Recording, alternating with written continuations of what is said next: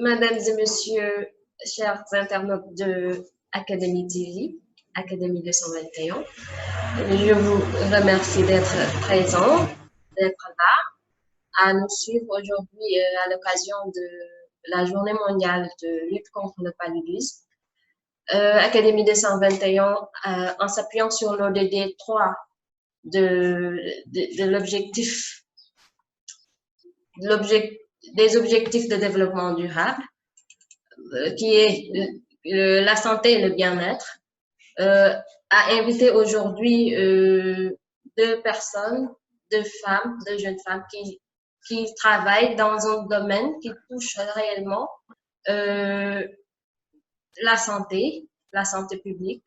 L'une est une sage-femme à Ziguinchor, dans le district sanitaire de Diouloulou, et l'autre, c'est une ingénieure en eau et assainissement, en même temps chargée de gestion de projet.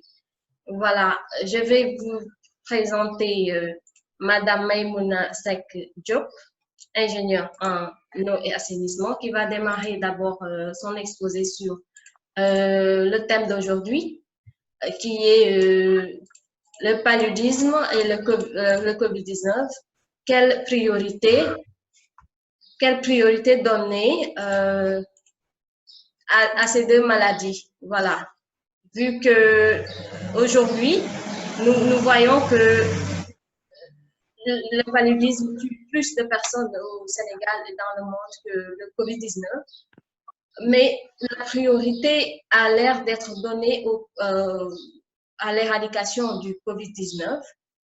Et c'est pour cela qu'aujourd'hui, nous accueillons une femme qui va nous parler d'assainissement, qui parle de paludisme, dit assainissement, dit eau usée, voilà, et de gestion de projets aussi, de projets sanitaires pour cela. Donc, je donne la parole à Madame Maïmouna Sek Diop, voilà, pour qu'elle nous fasse son exposé sur le thème. Merci. Bonjour, Madame. Bonjour, Hadija. Bonjour à tous les participants. Déjà, je commence par remercier Hadija pour cette invitation et pour l'honneur également qui m'a été faite de pouvoir peut-être venir partager la toute petite expérience que j'ai dans le domaine de l'eau et de l'assainissement. Peut-être certains se demanderont quel est le lien forcément entre l'assainissement et la santé, mais on verra que c'est en fait deux secteurs qui sont interconnectés et pour lesquels, si l'un ne fait pas de performance, ça se sentira forcément sur l'autre. Et on verra pourquoi. Alors, je vais peut-être commencer par parler un peu de moi. Je m'appelle Ndeye Maïmouna Sek, Madame Diop. Je suis ingénieure génie civil, mais également spécialisée en eau et assainissement. Je capitalise près de 10 ans d'expérience dans le domaine et je suis également spécialiste en gestion de projet et management du risque. Actuellement, j'occupe le poste de chef de division de la planification et du suivi des projets à l'Office des forages ruraux, qui est un établissement public en charge de l'hydraulique en milieu rural.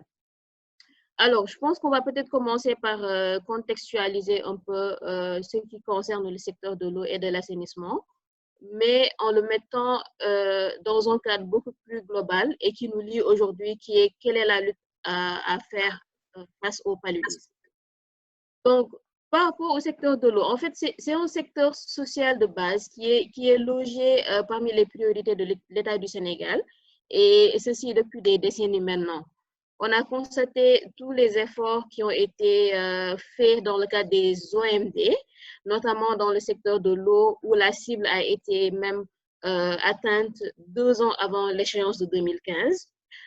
Même si dans le secteur de l'assainissement, il y a des efforts qui devaient être faits, mais qui continuent de l'être avec notamment la volonté politique de l'État, qui s'est inscrite aujourd'hui dans le contexte global des ODD avec l'ODD 6 qui impose les notions d'universalité. Ça veut dire quoi? Aujourd'hui, on ne doit laisser aucune personne en rade en termes d'accès à l'eau et à l'assainissement. Donc, c'est pour ça que le Sénégal a pris en main cette question dans le cadre du PSE, notamment dans son axe 2 qui est relatif au capital humain. mais particulièrement à travers sa lettre de politique sectorielle et de développement qui couvre la période 2016-2025. Alors, ce qu'il faut peut-être qu'on regarde, c'est comment est-ce que le secteur de l'eau et de l'assainissement est interconnecté avec les autres ODD. Parce qu'en fait, c'est quelque chose de transversal qui touche tous les secteurs. Et de façon triviale, on peut réellement constater qu'on a besoin de l'eau partout. Au-delà du secteur de la santé, quand on regarde le secteur de l'agriculture, on ne peut pas parler d'agriculture sans eau. On va peut-être dans le secteur minier. On ne peut pas parler d'extraction minière sans forcément toucher le secteur de l'eau. Donc, on voit que c'est quelque chose qui est là, qui occupe une place centrale et une place également transversale par rapport à tout ce qui se fait dans le quotidien des êtres humains. Donc, c'est pourquoi aujourd'hui, c'est quelque chose qui est très important et à prendre en considération. Et heureusement, au Sénégal, des efforts se font depuis, je l'ai dit tout à l'heure, depuis des décennies maintenant, et les efforts continuent d'être faits avec l'accompagnement des partenaires au développement. Donc aujourd'hui, si on regarde la question du paludisme, il est quand même bon de partir de la cause. Et je pense que pour ça, je ne suis pas spécialiste de la santé, mais je pense que nous savons tous que le paludisme est dû à une piqûre de moustiques. Et ces moustiques-là, en fait, se prolifèrent généralement au niveau des eaux stagnantes. Donc, quand on parle d'eau stagnante, on fait référence peut-être à d'où vient cette eau-là. C'est généralement des eaux qui sont utilisées par les personnes, soit au niveau des ménages, à travers peut-être le lavage, la lessive, le linge, quelque chose comme ça. Et après, pour faute d'infrastructures qui leur permettent de collecter cette eau-là, ils versent ces eaux qui, au finish, constituent quelque part le nid de prolifération de ces moustiques-là. Donc, de façon triviale, on peut faire la relation directe entre déficit d'infrastructures en assainissement et paludisme, ou alors manque ou insuffisance dans la collecte et le traitement des eaux ménagères, des eaux usées, avec le paludisme. Donc, le link est fait de façon très simpliste et on voit que en investissant dans le secteur de l'assainissement, on investit dans le secteur de la santé parce que c'est des effets qui ne sont pas immédiats, mais c'est des effets indirects. Et on le voit souvent dans le cadre des projets, quand il s'agit d'évaluer ou de mesurer l'impact d'un projet d'eau potable ou d'assainissement dans le quotidien des ménages, il y a souvent une corrélation qui est faite avec les maladies d'origine hydrique qu'on avait l'habitude de voir avant l'arrivée du projet et comment ça a évolué de façon positive après la réalisation du projet. Donc, je pense que de façon très ramassée et de façon générale, en guise d'introduction, voilà déjà ce que je voulais partager en vous retournant la parole. Merci beaucoup, Madame Maïmouna Diop. Ça a été vraiment très clair et très explicite. Merci beaucoup pour ces éclaircissements. Et le rapport que vous avez fait de la gestion de l'eau, de l'assainissement au Sénégal ou partout dans le monde, avec la lutte contre le paludisme a été vraiment très clair, très explicite. Et nous vous revenons tout à l'heure, juste accueillir Madame Fatoumata Bintou Diop, qui est sage-femme d'État à Ziguinchor, dans le district de Diouloulou. Voilà, Madame Fatoumata Bintou Diop, la parole est à vous. Merci d'être là parmi nous. Merci à vous aussi pour l'invitation. Qu'est-ce que vous pouvez nous dire en guise d'introduction? Vous savez qu'aujourd'hui, c'est la journée mondiale de lutte contre le paludisme et ça coïncide vraiment cette année avec une crise sanitaire mondiale, la lutte contre le COVID-19. Comment ça se passe dans votre district sanitaire? Comment gérez-vous vraiment les deux maladies? vu qu'elles se ressemblent déjà, beaucoup de gens se disaient que voilà, le coronavirus, c'est un paludisme, au fait. Et est-ce que c'est avéré que c'est vraiment comme le paludisme, si vous en avez des informations? Et comment vous gérez les deux maladies dans votre district? D'abord, je vous remercie pour l'invitation. Pour faire un peu la différence entre les deux maladies, tout d'abord, on peut définir le paludisme comme étant une manifestation clinique de présence dans le sang chez la femme enceinte du plasmodium qui est transmis par une piqûre de moustique appelée l'anophèle femelle. La différence entre les deux maladies, on peut dire que le paludisme se présente tout d'abord, on a les signes fonctionnels qui sont les maux de tête intenses, des vomissements, des algies diffus, une forte fièvre, de la frisson, une sueur profuse. Par rapport à la grossesse, chez la femme enceinte, elle peut entraîner une aggravation des vomissements gravidiques, conduisant à une déshydratation aiguë, qui peuvent entraîner un avortement, une anémie, une retard de croissance du fœtus, une mort totale in utero. Par rapport au COVID-19, on a une manifestation comme la toux,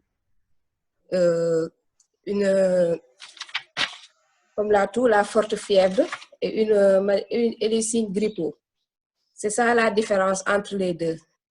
Tout d'abord, quand on reçoit une femme enceinte qui a de la fièvre, on fait d'abord le test qu'on appelle le TDR. On fait le test si c'est positif. On peut dire que ça, c'est le paludisme. La différence qu'il y a, dans le paludisme, on a les vomissements, on a l'anorexie. Dans l'autre cas du COVID-19, on a les signes de grippaux. C'est ça un peu la différence qu'il y a. Par rapport à ce contexte qui est le COVID-19, on a le couvre-feu qui est là. Certaines fausses informations que les gens ont par rapport au COVID-19, c'est ça qui amène que des fois, les gens ne veulent pas venir à l'hôpital pour faire, quand ils ont ces signes, ils vont se dire qu'on va les mettre en quarantaine, on va les isoler et tout ça. La majorité reste à la maison jusqu'à ce que ça s'aggrave pour venir à l'hôpital.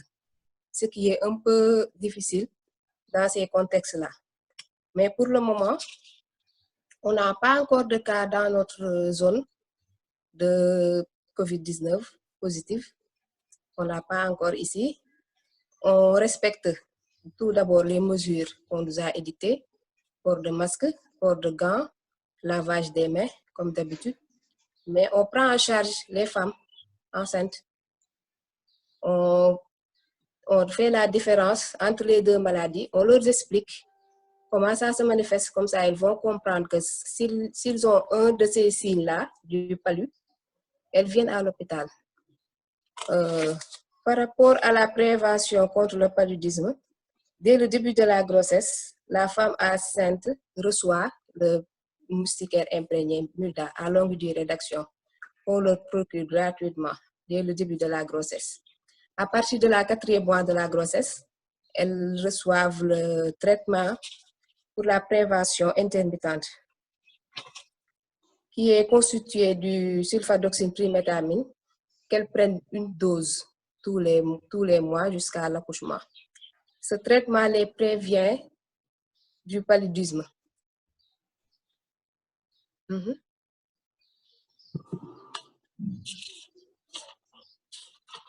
Excusez-moi. C'est un traitement qui est très efficace. C'est un traitement très efficace chez la femme enceinte car elle protège le nouveau-né contre les parasites du paludisme.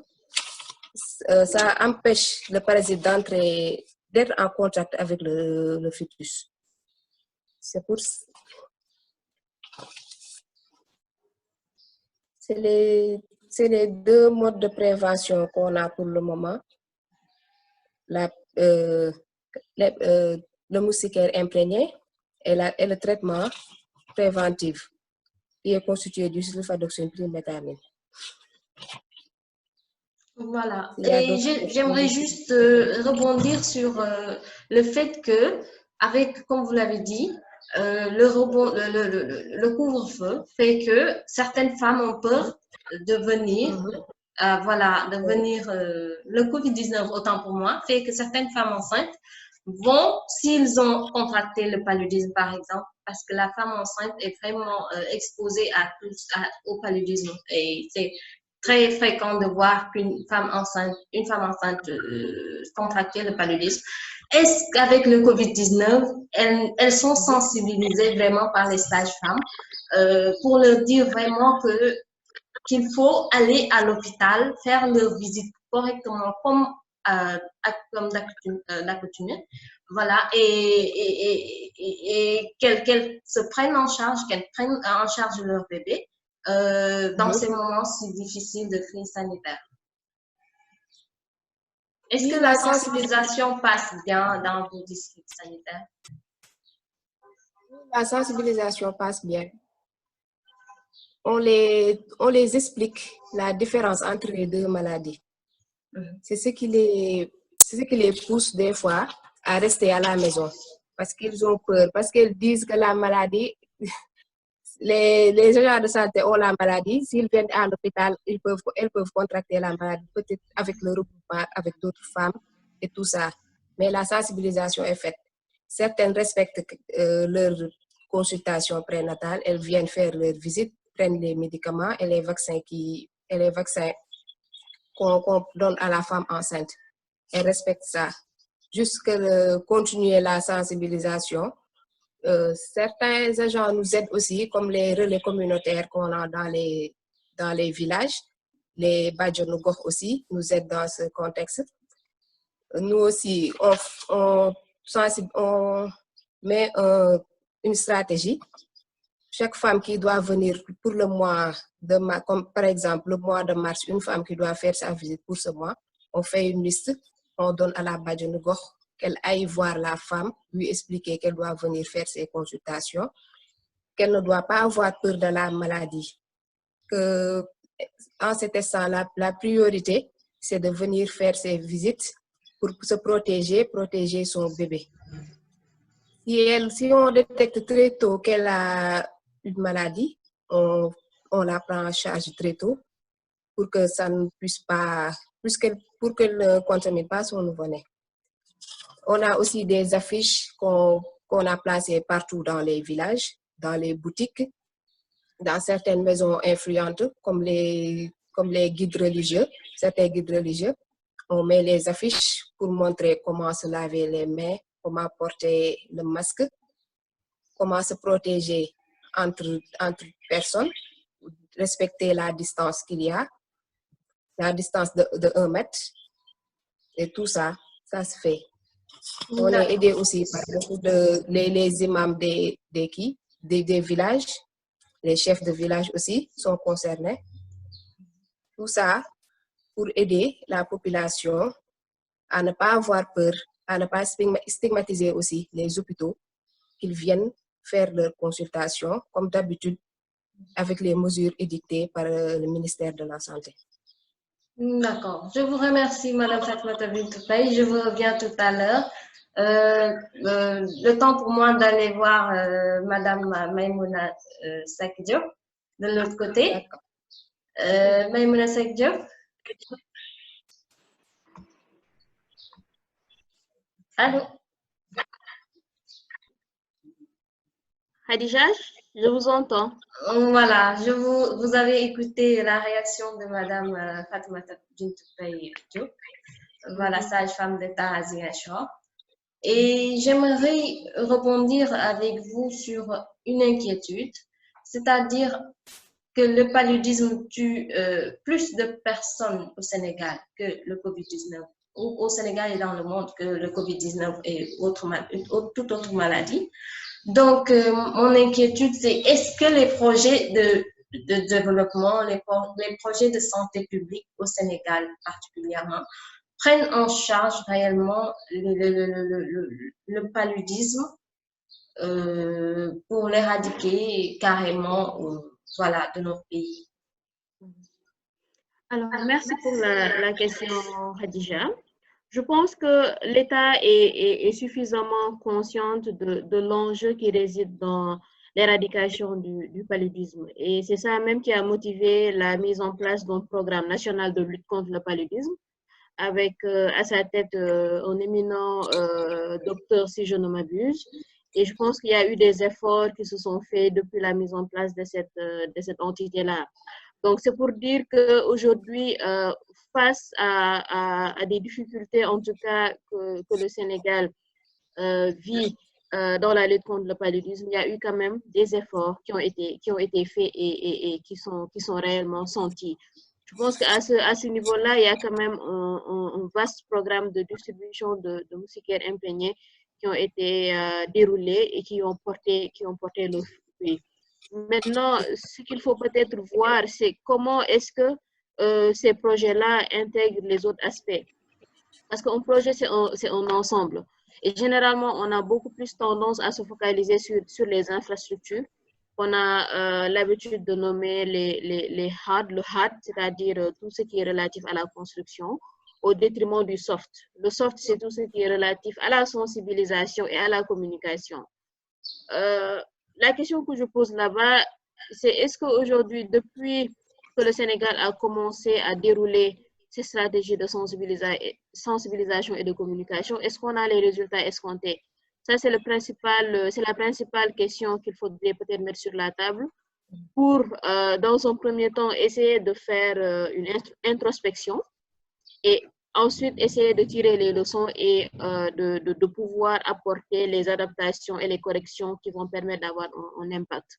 Parce que les populations, généralement, ce qu'on constate, c'est que ils comprennent que le danger est là, mais pour pouvoir changer le comportement qui va peut-être les prévenir ou alors les protéger, en tout cas, du danger qui vient, c'est là où réside le problème. Et c'est là où le point d'interrogation se pose, c'est est-ce qu'aujourd'hui nos stratégies de communication et de sensibilisation sont efficaces? Donc voilà, c'est une question que je mets sur la table et j'invite peut-être les spécialistes et voilà, nous qui sommes là à débattre si le temps le permet, pour peut-être trouver des solutions qui vont permettre d'améliorer les choses. Merci beaucoup, Madame Maïmouna Seck. Très intéressant ce que vous venez de dire. Et je vais donner la parole maintenant à Madame Fatoumata Bintou Faye. Allô, Madame Fatoumata Bintou Faye. Allô, oui, vous m'entendez? Voilà. Vous avez écouté Madame Maïmouna Seck qui a intervenu sur la gestion de projet. Voilà. Je précise qu'elle est ingénieure en eau et assainissement, en même temps chargée ingénieure en gestion de projet aussi. Voilà, elle nous a fait part des efforts menés aujourd'hui au Sénégal pour éradiquer le paludisme, les efforts menés par l'État, surtout, et dans les projets de santé publique. Est-ce que vous, à votre niveau à Ziguinchor, vous sentez que l'État fait vraiment cet effort-là dont Mme Maïmouna Seck parle? Est-ce que vous sentez dans votre communauté que le paludisme est en train d'être... qu'on lutte vraiment à éradiquer le paludisme à Ziguinchor, par exemple? Oui, par rapport à cette question, l'État a mis en place des campagnes de distribution élargie de moustiquaires imprégnés dans nos zones. Chaque année, la dernière s'est passée en 2019. Il y a eu une distribution de masse gratuite de toute la population, toute la communauté a eu à bénéficier de moustiquaires imprégnés. En plus de ça, les traitements dont je vous ai parlé tout à l'heure, les traitements intermittents pour la prévention du paludisme chez la femme enceinte, elles sont gratuites aussi. La distribution se fait sous traitement directement observé. La femme ne paye pas le médicament, elle est gratuite. On leur donne aussi des moustiquaires imprégnés gratuitement dès le premier trimestre de la grossesse. Tout ça, l'État a mis en place toutes ces stratégies pour lutter contre le paludisme. Tous les postes de santé de la zone sont dotés de moustiquaires gratuitement qu'on distribue à la population. Leur stratégie est très efficace parce qu'on a senti qu'il y a une diminution des cas de paludisme durant les périodes comme la période d'hivernage où il y a plus de cas. Même dans les périodes non hivernales aussi, on voit rarement de personnes atteintes du paludisme. Leur stratégie porte ses fruits, vraiment.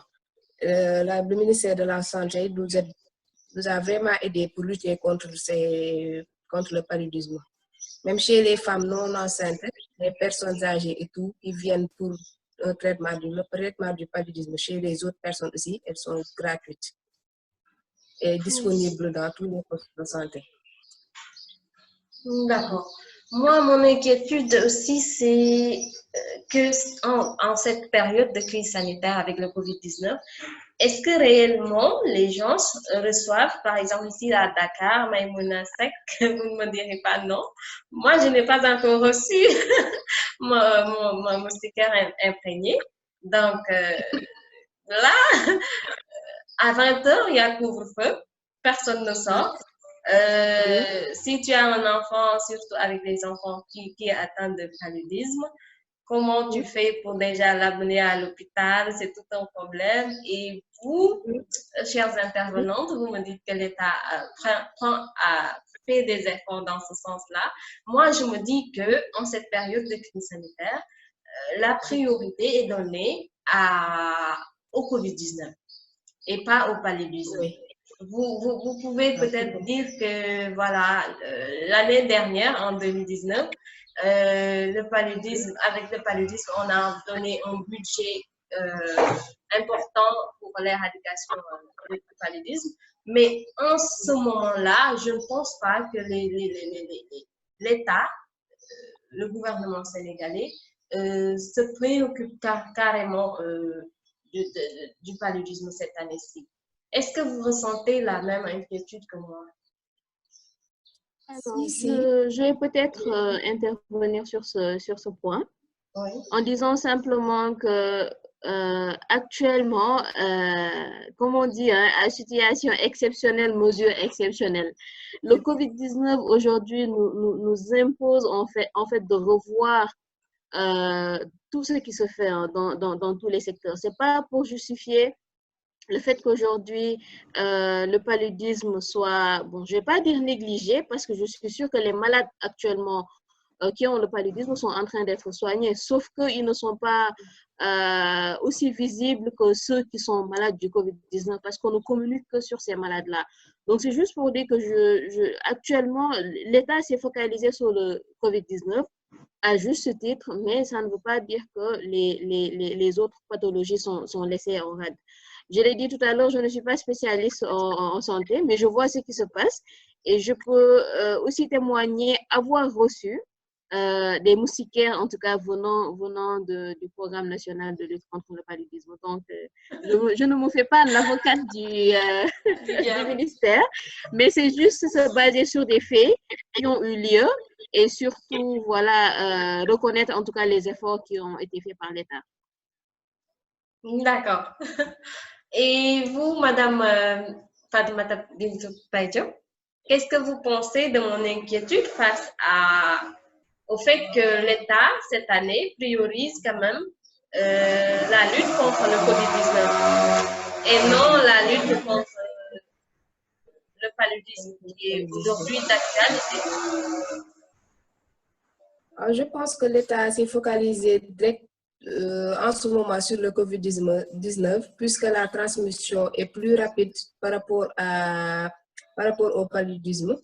La transmission du COVID-19, vous le savez, comme vous tous vous le savez, la transmission se fait de façon directe, alors que le paludisme en ce moment, on n'est pas dans la période hivernale où il y a beaucoup de cas et déjà les mesures sont déjà présentes au niveau des structures de santé. Mais pour le COVID-19, la transmission est très rapide, puisque c'est la priorité en ce moment. Je pense que c'est pour ça qu'ils ont mis en point de suspension les autres maladies, je peux dire, comme si je peux le dire comme ça, pour se concentrer sur cette maladie qui est très grave et dont la transmission est très rapide.